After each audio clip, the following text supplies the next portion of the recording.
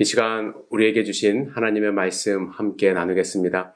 오늘 함께 나눌 하나님의 말씀은 마태복음 12장 24절에서 28절의 말씀입니다. 우리 함께 읽겠습니다. 바리새인들이 듣고 이르되 이가 귀신의 왕 바알세불을 힘입지 않고는 귀신을 쫓아내지 못하느니라 하거늘 예수께서 그들의 생각을 아시고 이르시되 스스로 분쟁하는 나라마다 황폐하여질 것이요 스스로 분쟁하는 동네나 집마다 서지 못하리라. 만일 사탄이 사탄을 쫓아내면 스스로 분쟁하는 것이니 그리하고야 어떻게 그의 나라가 서겠느냐. 또 내가 바알세불을 힘입어 귀신을 쫓아내면 너희의 아들들은 누구를 힘입어 쫓아내느냐. 그러므로 그들이 너희의 재판관이 되리라. 그러나 내가 하나님의 성령을 힘입어 귀신을 쫓아내는 것이면 하나님의 나라가 이미 너희에게 임하였느니라.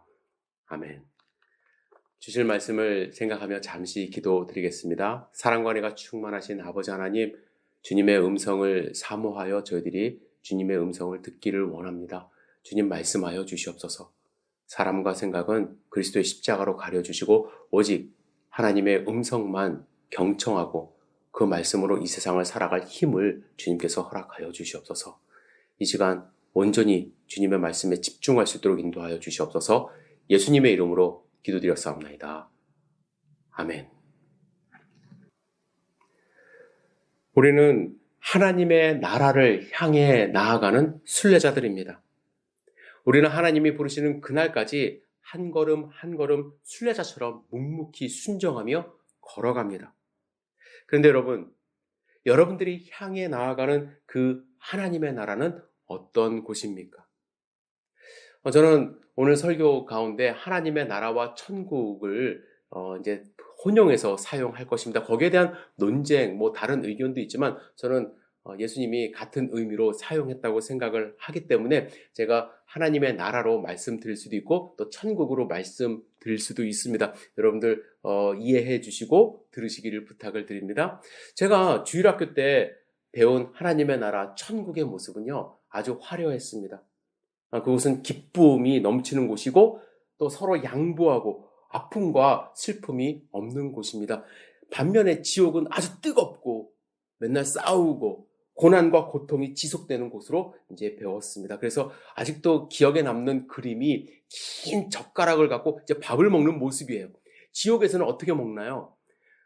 서로 먹여주는 그런 양보심이 없기 때문에, 배려가 없기 때문에 자기도 못 먹고 남도 못 먹게 하는 곳이 이제 지옥이고, 천국은 긴 젓가락이 있어도 서로 먹여주면서 화목한 모습을 보이는 곳이 이제 천국 하나님의 나라로 배웠습니다. 그래서 당연히 어릴 때부터 하나님의 나라를 동경하게 되었고 꼭 그곳에 가야 한다는 생각으로 성장을 했습니다. 그런데 고등학교 때요, 한 부흥 강사 목사님이 교회에 오셔서 이제 설교를 하시는데 헌금을 강조하시는 거예요. 헌금을 강조하시면서 지금 교회에 헌금하면 천국에서 좋은 집에 살 수 있다라고 말씀을 하시고 그곳에서도 자기 집 없이 살고 싶냐는 식으로 말씀하시는 것입니다.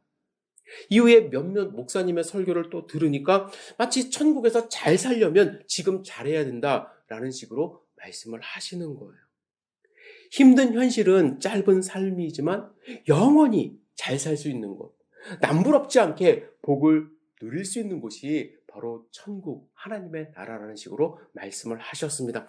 저는 혼란스러워졌어요. 아니, 천국에 가서도 잘 살고 못 살고 이런 감정이, 이런 계층과 계급이 있는 곳인가? 천국까지도 가서 그렇게 살아야 하나? 그렇다면 그곳은 지금 우리 현실이 이제 뒤집어지는 곳일 뿐, 역전되는 곳일 뿐, 제가 생각하는 천국의 모습이 아니라는 그러한 혼란스러운 생각이 있었습니다. 그러면서 천국은 어떤 곳인가? 과연 하나님 나라는 어떤 곳인가? 라는 생각, 또 어떻게 보면 시험이라고 그러죠. 시험에 깊이 빠진 적이 있었어요. 여러분이 생각하시는 하나님의 나라, 천국은 어떤 곳입니까? 어떤 사람은 자기가 직접 천국을 경험하고 왔다고 하면서 책도 펴내고 간증도 하는데 그런 것에 현혹되지 마세요. 우리가 성경 말씀, 하나님의 말씀을 통해서 확신할 수 있는 하나님의 나라의 특징이 있어요. 첫 번째, 하나님 나라는 선한 것만 있는 것이에요. 악한 것이 존재할 수가 없는 곳이 하나님의 나라입니다. 왜냐하면 하나님은 선하시기 때문에, 거룩하신 분이기 때문에 악과 구별되어 있어요. 악과 함께 할 수가 없습니다. 하나님의 나라는, 하나님이 다스리시는 그 천국은 악한 모습은 어떠한 형태도 존재할 수가 없습니다. 여러분, 악한 것은 무엇입니까? 여러 가지가 있겠지만 로마서 1장에 악한 자에 대해서 사도 바울이 이렇게 이야기를 해요. 모든 불의, 추악, 탐욕, 시기, 살인, 분쟁, 사기, 악독, 수근수근하는 것, 비방하는 것, 하나님 미워하는 것, 능욕하는 것, 교만한 것, 자랑하는 것, 악을 도모하는 것 등등등. 이런 악한 모습이 싹 빠진 곳이 하나님의 나라예요. 그래서 영원한 삶을 살아도 절대로 지겨움을 느끼지 못하는 곳이 하나님의 나라 천국입니다.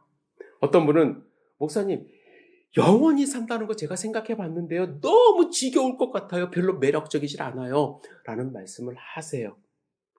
악과 함께하는 이 세상에서의 영원한 삶은 형벌입니다. 하지만 악이 완전히 빠진 상태에서 지겨움이라는 것이 존재하지 않는 상태에서 기쁨으로 살아가기에 영원한 삶은 축복인 것이에요.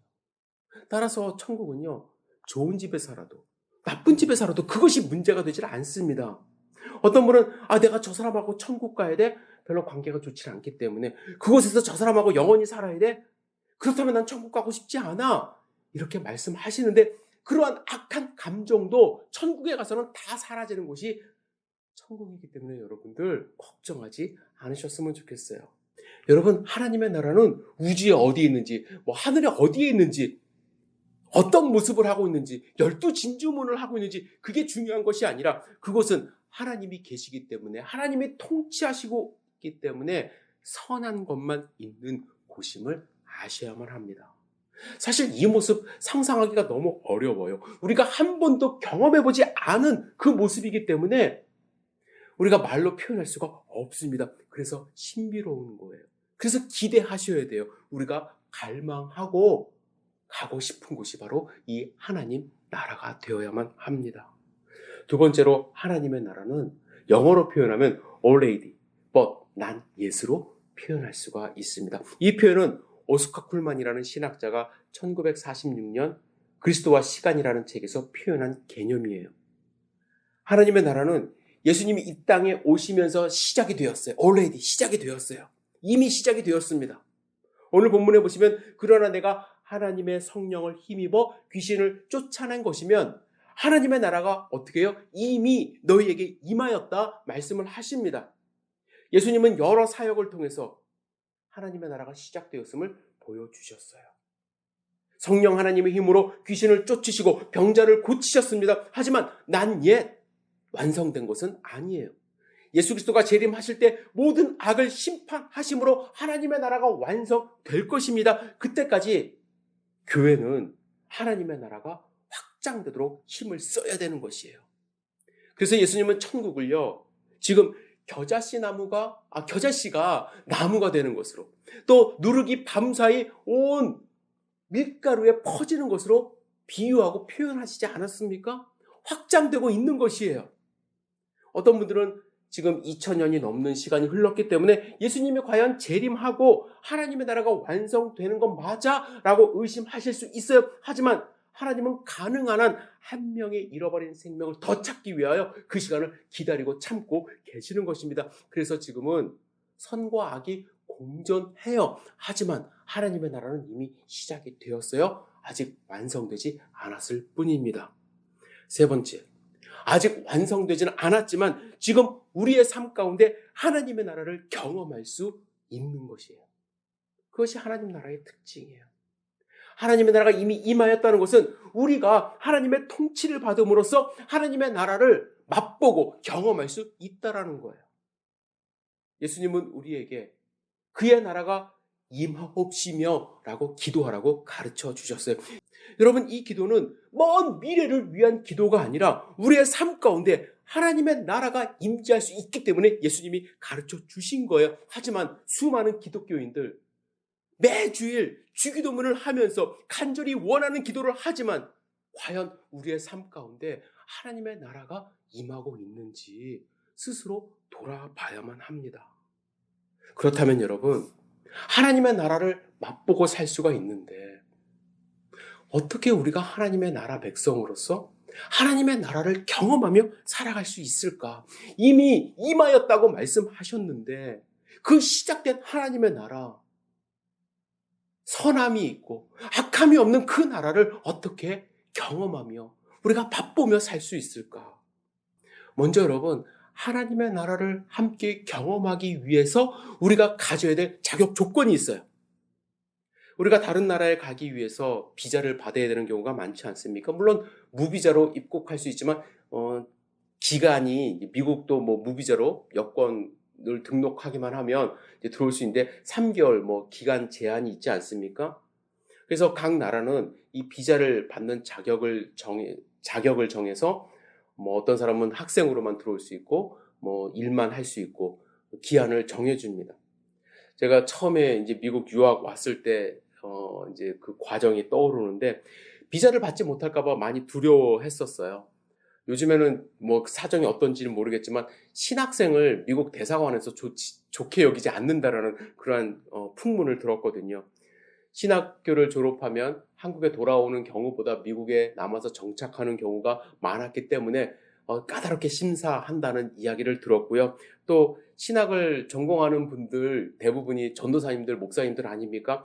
그래서 재정적인 뒷받침이 좋지를 않아서 이제 거절을 많이 받았습니다. 그래서 제가 비자 받을 때 엄청나게 기뻐했던 그런 기억이 나는데 이처럼 각 나라를 방문할 때도 비자를 받아야 하는 경우가 많은데 하나님 나라 백성이 되기 위해서는요, 어떤 자격 조건이 필요할까요?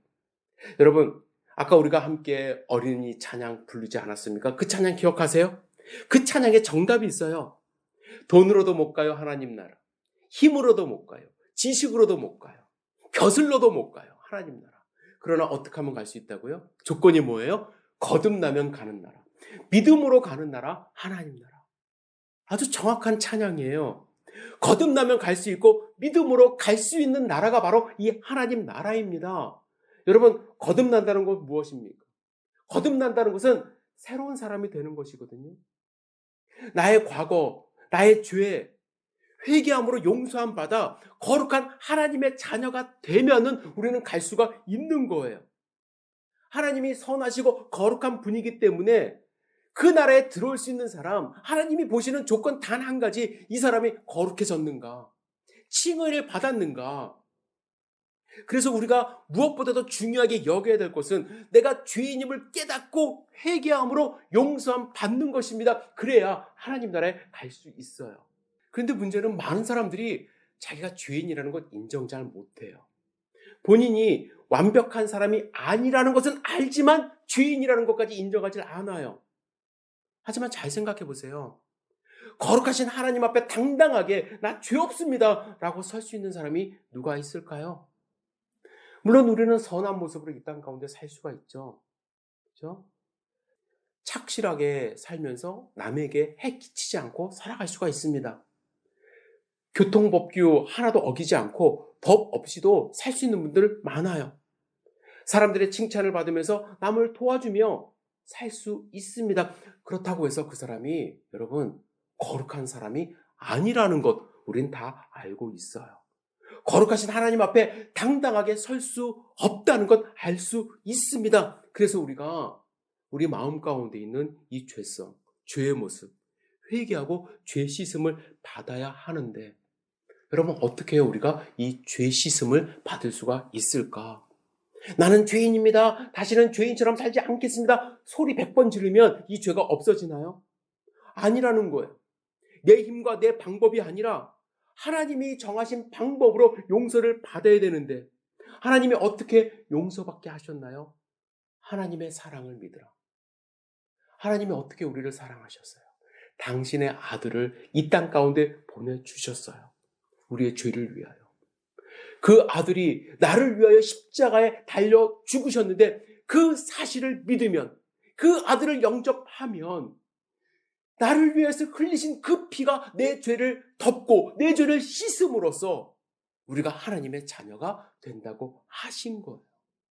이 방법 세상에서 가장 쉬워요. 왜 쉬우냐면 누구든지 할 수 있는 방법이기 때문에 하지만 가장 어려워요. 왜요? 내 힘과 내 능력이 아니라 성령 하나님의 힘으로 내가 그 사실을 믿고 받아들일 수가 있기 때문에. 여러분은 예수 그리스도를 영접함으로 하나님의 자녀가 되셨나요? 하나님의 나라를 맛보고 하나님의 나라에 갈 수 있는 그 자격 조건을 여러분들 가지셨나요? 혹시 아직 하나님을 믿지 못하시는 분이 있다고 한다면 꼭 예수 그리스도를 영접하여 하나님 나라 갈 수 있는 그 자격을 얻으시기를 주님의 이름으로 축복합니다. 여러분 함께 기도해 주셔야 돼요. 나만 천국 가려고 하지 마시고 나만 하나님 나라를 경험하려고 하지 마시고 아직 하나님의 나라를 모르시는 분들을 위하여 기도하시고 그들에게 예수 그리스도를 증거하여 우리 함께 하나님의 나라에 갈 수 있도록 기도해 주시기를 부탁을 드립니다. 그런데 문제가 있어요.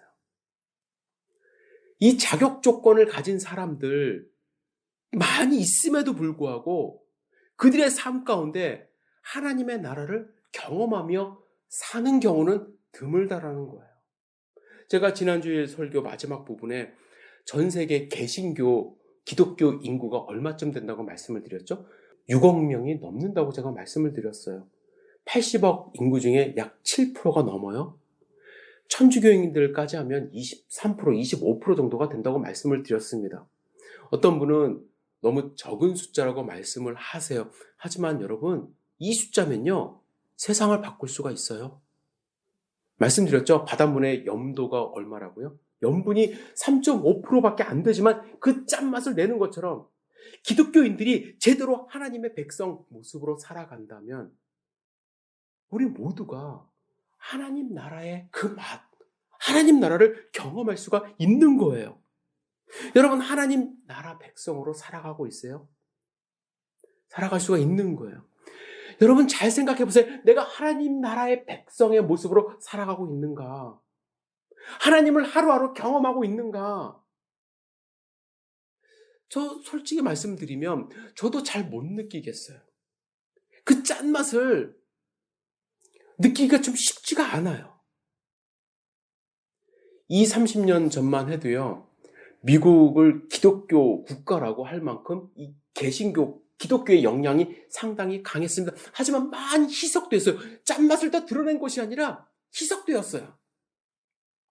여러분 미국 대통령 취임식에 마지막에 목사님들이 나오셔서 이제 축도를 하시면서 취임식이 마무리가 됩니다. 그것이 관례예요. 그런데 가장 최근에 대통령이 된 조 바이든 대통령 취임식에서 목사님이 마지막에 나와서 축도했는데 이 축도를 어떻게 했는지 아세요? 마지막 부분에 In the name of collective faith, 우리가 믿는 다양한 종교의 이름으로 기도합니다 라면서 기도를 마무리했어요. 예수님의 이름으로 기도합니다가 사라졌어요. 목사님들에게 이러한 경우에 기도 가이드라인이 이제 발송이 된대요. 이메일로 발송이 되면 부탁을 한대요. 특정 종교 이름을 사용하지 말라고. 그런 메일을 받은 목사님들 가운데 어떤 목사님은 끝까지 예수님의 이름으로 기도합니다 라고 기도를 마무리하지만 대부분의 목사님들은 그냥 그 가이드라인을 따라간대요. 여전히 수많은 교회들이 있지 않습니까? 조사를 해보면 미국의 경우 전체 인구의 40% 이상이 개신교에 소속되어 있다라고 답을 하지만 그럼에도 불구하고 맛을 계속 잃어가요. 10년 전만 해도 50%가 넘었는데 10%의 인구가 사라져버렸어요. 왜냐? 하나님의 통치를 경험하지 못하기 때문에. 여러분, 하나님의 통치, 하나님의 나라를 경험하고 있나요? 우리가 그 맛을 잃어가지 말아야 되는데 하나님의 통치를 경험한다는 건 어떤 의미가 있을까요? 하나님의 속성을 닮아가는 삶으로 우리가 살아가는 거예요. 하나님의 속성을 닮아가는 것. 여러분 하나님의 대표적인 두 가지 속성이 있죠. 무엇인가요? 사랑과 공의 아닙니까? 제가 몇 번 강조를 했어요. 하나님의 대표적인 속성, 우리가 닮을 수 있는 속성, 사랑과 공의. 하나님은 여러분과 저를 너무나도 사랑하세요. 하나님의 속성 가운데 하나죠. 하나님의 공의 무엇인가요? 하나님의 공의는 악을 심판하는 것이에요. 그렇죠? 죄인은 심판해야 해요. 그런데 우리를 봤을 때 이 두 가지 속성이 충돌이 일어나요. 우리를 사랑하지만 또한 우리를 심판하셔야 돼요. 그래서 십자가에서 예수 그리스도가 피를 흘려 죽으심으로 우리의 죄를 대신하게 하심으로써 사랑과 공의가 동시에 실현되게 하신 거예요. 그래서 십자가는 하나님의 무한하신 사랑과 하나님의 공의가 드러나는 아주 위대한 장소인 것입니다. 십자가 사역은 그래서 위대한 거예요. 예수님은 우리에게 어떻게 부탁하셨나요? 어떻게 명령하셨나요? 매일 자기의 십자가를 지고 예수님을 따르라 하지 않으셨습니까? 여러분이 지셔야 되는 십자가 여러 가지 의미가 있지만 하나님의 공의와 사랑이 가장 잘 드러난 그 십자가를 지고 따르래요. 우리가 사랑을 실천해야 된다는 거예요. 우리가 공의를 실천해야 한다는 것이에요. 그 십자가를 지고 가야 하나님의 나라를 경험할 수가 있는 거예요. 우리가 사랑하지 않고 우리가 공의롭게 살지 않으면 아무도 하나님의 나라에 살고 있다는 것을 경험할 수가 없는 것입니다. 여러분, 하나님의 통치를 받고 계세요? 하나님의 나라에 살고 있음을 여러분들 느끼세요? 실천하세요? 참 아이러니한 것이 있어요. 우리가 한국에 살고 있을 때나 미국에 살고 있을 때 내가 한국에 살고 있다는 느낌을 갖고 미국에 살고 있다는 느낌을 갖는 것 어느 때인가요? 부딪힘이 있을 때예요. 부딪힘이 있을 때. 아무 일도 하지 않고 가만히 있으면요. 내가 어디에 살고 있는지 잘 못 느껴요. 그런데 출입국할 때 국경선을 넘을 때 느끼죠. 비자 확인하고 여권 확인하고 그러면서 내가 미국에 왔구나. 한국에 들어갈 때도 마찬가지죠. 공항에 어떤 경계선을 넘어갈 때 느끼죠. 미국에서는 살다가 어느 때 또 내가 미국에 살고 있는지를 느끼냐면 병원 갈 때 예약하기 힘들고 그죠? 가서 많이 기다려야 되고 몸이 좀 아프면 내가 지금 미국에 살고 있구나 느낍니다. 한국에 있을 때는 언제 내가 한국에 있다는 걸 느껴요? 미세먼지, 교통이 막 복잡한 거 그런 거 경험할 때 물론 좋은 걸 경험할 때도 느끼죠. 맛있는 거 먹을 때 경험하죠. 제가 왜 이런 말씀을 드리냐면 하나님 나라에 살고 있다는 것을 느낄 때는 가만히 있을 때는 못 느낀다는 거예요. 부딪혀야 돼요. 그래서 세상과 부딪히는 것을 두려워하지 말고 계속 부딪히며 살아갈 때에 내가 하나님 백성이구나. 하나님이 나와 함께 하시는구나.